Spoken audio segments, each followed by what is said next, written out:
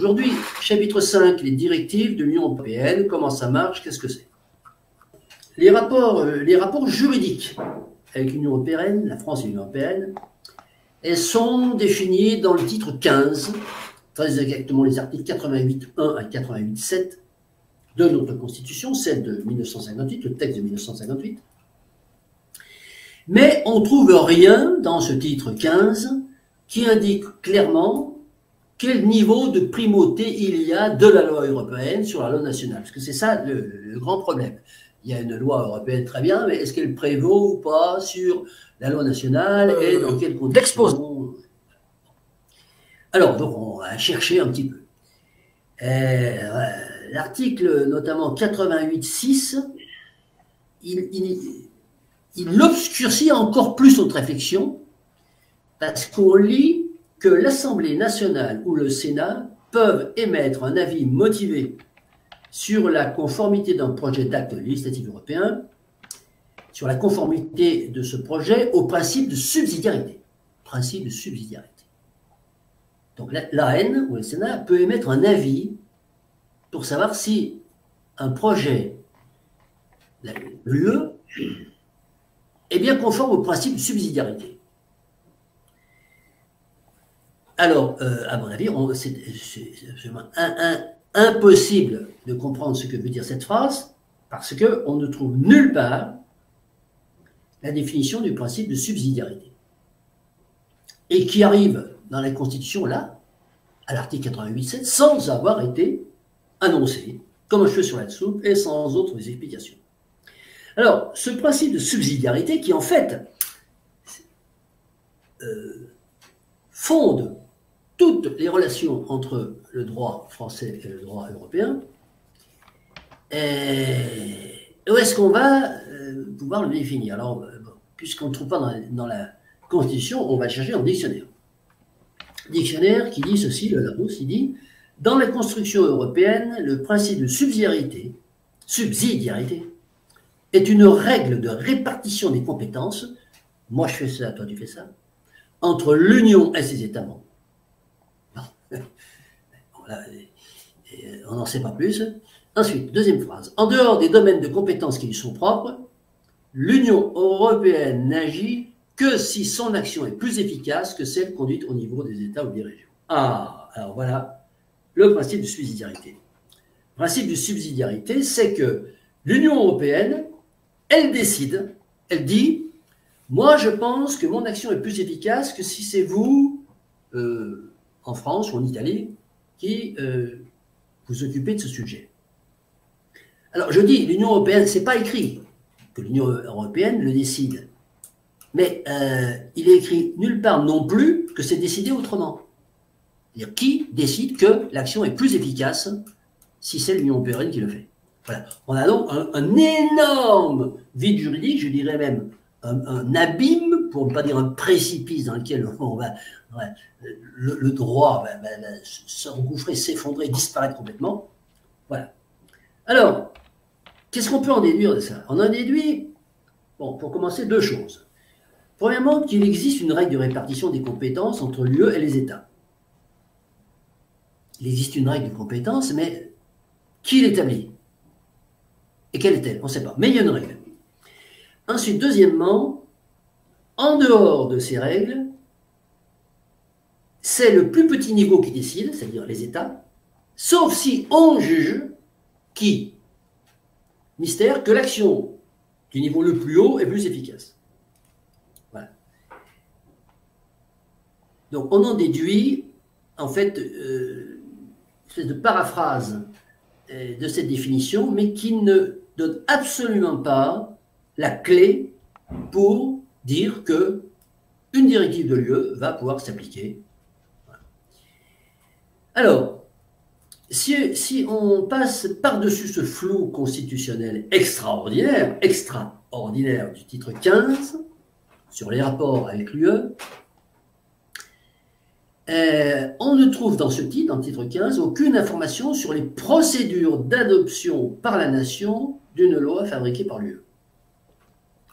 Il n'y a rien dans le titre 15. Parce qu'on peut quand même se demander, oui, très bien, mais alors comment ça marche? Alors pour ça, il faut aller à l'article 55, qui, dans un titre cette fois consacré aux accords internationaux, indique ceci. Les traités ou accords régulièrement ratifiés ou approuvés ont, dès leur publication, une autorité supérieure à celle des lois, sous réserve pour chaque accord ou traité de son application par l'autre partie. C'est le fameux principe de réciprocité. Alors, on en conclut quoi? On en conclut que, nonobstant, hein, on a vu les galimatias de l'article 15, qui ergote sur qui doit faire quoi, de l'UE ou de la nation. On en conclut que tout règlement de l'Union européenne approuvé par la nation, c'est-à-dire signé par le gouvernement, a valeur de loi sur le territoire national et s'impose même à une loi nationale initialement contraire. Ce qui revient à instituer définitivement soit une primauté du règlement sur la loi au niveau national, soit une primauté de la loi de Bruxelles sur la loi de Paris. Oui, alors bon, j'assimile cette primauté de la loi de Bruxelles sur la loi de Paris, j'assimile cette fameuse...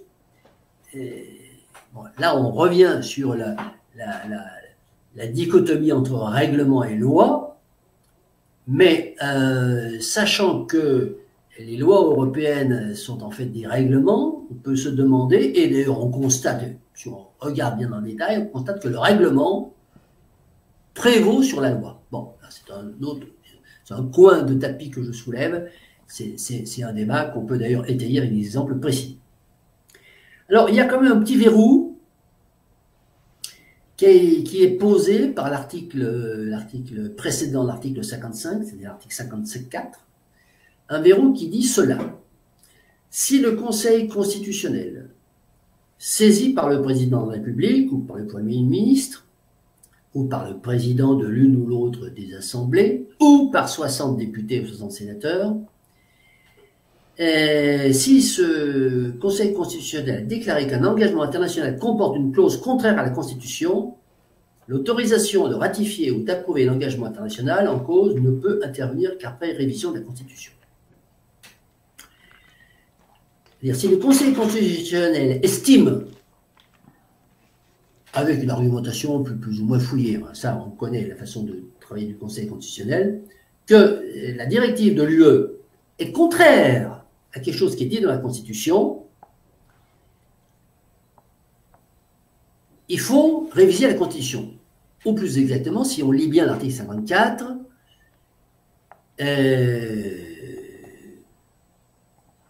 on ne pourra ratifier cette loi européenne que si on a révisé la Constitution. C'est-à-dire, si on ne révise pas la Constitution, elle ne dit pas qu'on va être obligé de réviser la Constitution. Elle dit que si on ne révise pas la Constitution, on ne pourra pas approuver l'engagement. Ça veut dire que toute décision de l'UE, dont la plupart sont anticonstitutionnelles par rapport à la Constitution française, mais le Conseil constitutionnel ne relève pas le truc, c'est à se demander si on peut saisir, si là j'ouvre la fenêtre sur le contrôle citoyen, si le citoyen peut saisir le Conseil constitutionnel en lui disant, parce que là c'est pas une QPC, c'est quand on est dans le cadre d'un litige. Bon, là c'est simplement un citoyen qui considère qu'une directive ou qu'un projet de directive de l'Union européenne est contraire à un endroit de la Constitution. Il demande au Conseil constitutionnel, est-ce qu'on peut le saisir pour ça? Alors, la réponse, a priori, semble non, mais des éléments nouveaux, notamment, bon là, j'anticipe un petit peu sur les travaux de recours constitution, mais il s'avère que, en fait, on peut saisir le Conseil constitutionnel de façon un petit peu plus large que celle qu'on pensait au préalable. Mais bon, nous y reviendrons. Alors, je continue. Alors, bon, il s'agit toujours de la vieille, de l'aimable plaisanterie qui propose à un Conseil constitutionnel issu de l'oligarchie élective de vérifier si une disposition prise par cette même oligocratie élective, serait éventuellement contraire à la Constitution qu'elle a même rédigée. Donc c'est c'est celui, en fait, qui a le pouvoir, qui contrôle disons, un conseil qui est chargé de le contrôler lui-même. Alors, si par extraordinaire, cette démarche était entreprise, elle se révélerait en fait sans objet, parce que la Constitution est rédigée de façon à n'édicter aucun principe clair et à laisser systématiquement le soin à la loi de déterminer les dits principes. La loi, les articles de la Constitution sont suffisamment larges pour que le Conseil constitutionnel puisse en fait dire si oui ou non telle directive de l'UE est conforme ou pas à la Constitution. Voilà, ça on a déjà vu ça dans d'autres cas de figure. Et en fait, cette complexité rédactionnelle de cet attirail juridique européen a, à mon avis, aucune chance d'être contesté par le grand public du fait même de sa complexité. C'est un peu comme la machine de la création monétaire, c'est un dispositif amphigorique qui agit comme un repoussoir sur l'individu de base, qui, par lassitude d'avoir tenté d'en comprendre le sens, sait de s'en préoccuper en attendant d'en ressentir concrètement les effets bénéfiques ou négatifs. Si déjà le travail de contestation de la Constitution est difficile pour le citoyen ordinaire, c'est encore plus difficile lorsque on va lui demander d'avoir un regard critique sur les directives de l'Union européenne qui vont impacter la loi nationale.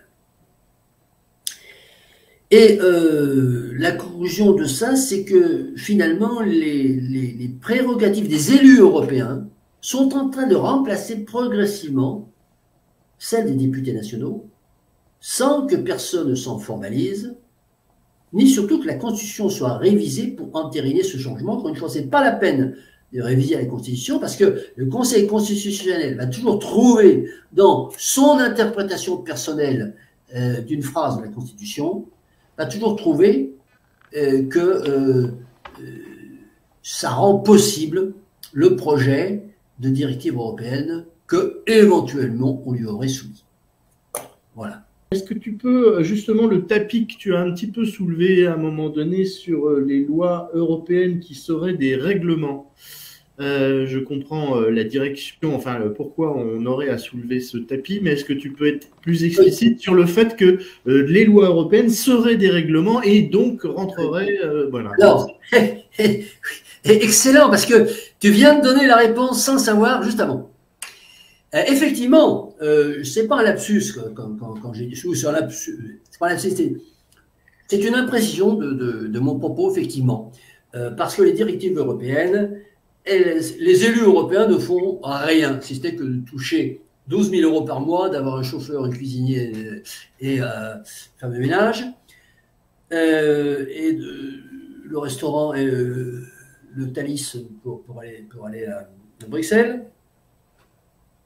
Non, ceux qui font les règles coercitives, c'est les technocrates. Ils ne sont pas élus le moins du monde. Donc, c'est les mecs qui ont été nommés par l'oligocrate de l'oligocrate qui nomme. Bon. Et les gens qui ne sont pas élus, ils produisent quoi? Ils produisent des règlements. Là, par contre, c'est une question de définition. La loi, c'est une assemblée. Le règlement, c'est un mandataire. Donc, les directives de l'UE sont des règlements. Et sont des règlements qui prévalent sur la loi, la loi en principe votée par le peuple, puisqu'elle est votée par les représentants du peuple, elles ont la cristallisation de la volonté populaire. Et donc voilà, oui, donc Jean-Charles tout à fait d'accord. Les directives européennes qui s'appliquent, hein, les oukases européens ne sont pas issus des élus, et donc ce sont des règlements. Et j'y vois là, une extension. J'y vois là d'ailleurs, on a un parallélisme, hein, une synchronisation parfaite avec ce qui se passe en France. En France, on a sur 140 000 règles coercitives, on n'a que 10% de ces règles qui sont issues de l'Assemblée nationale et 90% qui sont des règlements. Hein, voilà, donc on a 90% de règlements, 10% de lois, et très souvent d'ailleurs les règlements sont des règlements qui modifient la loi sous prétexte de décret d'application. Voilà. Donc on a réellement, je pense que c'est un des grands travers, mais aussi une caractéristique législative actuelle, c'est qu'on a une disparition de la loi en tant que règle coercitive, disons, fabriquée par le peuple, par une toute puissance de la décision, même pas, disons, mandataire, mais de technocrates. Très souvent, d'ailleurs, ce sont des technocrates qui prennent des décisions qui sont des décisions parce que ça arrange d'un point de vue technique, donc c'est-à-dire d'un point de vue capitaliste, hein, ça augmente les profits des grandes entreprises. Voilà, c'est le seul intérêt de la loi, c'est d'augmenter les profits des multinationales. Oui. Bien. Alors, je vais ajouter un truc en plus. Oh Non, mais ce que tu dis, c'est vrai, mais il n'y a que le Conseil, tu dis, les députés peuvent, il n'y a que le Conseil constitutionnel qui peut bloquer. Que lui. En disant, attention, cette directive, elle est contraire à. Voilà. Bah, il pourrait le dire, justement, par rapport au principe de subsidiarité, pour le coup. Alors, attends. Voilà, il y a deux choses. Il y a. La question qu'on peut se poser si on est anti-européen, si on est agnostique de l'Europe, au minimum, c'est de se dire, mais comment est-ce qu'on peut bloquer, empêcher qu'une directive européenne s'applique? Alors, le Conseil constitutionnel peut dire, stop, on ne peut pas appliquer ça en France parce qu'il y a un endroit de la Constitution qui dit le contraire. Et tant qu'on n'aura pas modifié, alors le Conseil constitutionnel ne peut pas déclencher une modification constitutionnelle, attention. Hein. Bon, il peut dire simplement, tant qu'on aura le peuple, ou je ne sais pas qui, ou le président, ou le Parlement, on n'aura pas modifié cet endroit de la Constitution, moi, je bloque cette directive de l'UE. Ça, c'est un premier point. Deuxième point, c'est l'affaire de subsidiarité. C'est on n'a pas assez... Faire subsidiarité, là, c'est en amont. C'est-à-dire que si ce n'est pas subsidiaire, l'Europe ne peut même pas imaginer de faire un projet de loi. Donc, c'est quand même très important. Bon. L'Europe, elle intervient, les technocrates, ceux qui sont assis autour du bureau, et ils interviennent que s'ils disent, attention, c'est subsidiaire. C'est dire que, on va dire ça parce que nous... si on le fait, nous, c'est mieux. Moi, je voudrais qu'on étudie, parce que c'est très important, ça me paraît plus important que l'histoire du Conseil constitutionnel qui peut bloquer, parce que avant de bloquer, il faudrait faire en sorte que ça ne puisse pas émerger même, qu'on ne puisse pas y avoir que les initiatives ne puissent pas émerger. Et pour qu'une initiative ne puisse pas émerger, il faut que ce soit un domaine qui soit pas subsidiaire. On va dire ça, c'est pas français ça, mais on comprend ce que ça veut dire. Et donc c'est cette affaire de subsidiarité, parce que l'Europe ne peut intervenir que si elle est meilleure, hein, dans sa cogitation que les cogitations individuelles de chaque pays. Bon. Et là, on a rien. Alors on n'a rien, mais parce qu'en fait on l'a pas étudié, hein. Moi, ça m'intéresse de regarder, et donc là, ce truc que je découvre aujourd'hui, chaque fois que l'UE pond un truc, est-ce qu'elle a bien expliqué avant, en préalable, une page ou deux, en disant, bon, ben non, on va s'attaquer à ça parce que c'est subsidiaire. Est-ce que ça se fait ou ça se fait pas? Ou est-ce qu'elle décide, en une ligne, étant donné que c'est subsidiaire, nous allons parler de ça. Auquel cas, on est dans une, alors là, on est dans de l'arbitraire le plus, on est dans la lettre de cachet, là. Là, on est dans une monarchie européenne totale. Disons, en plus, c'est la monarchie absolue, hein, parce qu'avant, il y a une monarchie partagée un peu avec les seigneurs, et puis à partir de la fin du Moyen-Âge, c'est-à-dire la monarchie absolue. Donc là, on a la monarchie absolue. Voilà. Donc, c'est cette affaire de subsidiarité dont je n'ai pas d'éléments aujourd'hui, mais qui me paraît finalement être vraiment la plaque tournante de cette affaire d'interrelation entre l'Union européenne au niveau législatif et les pays.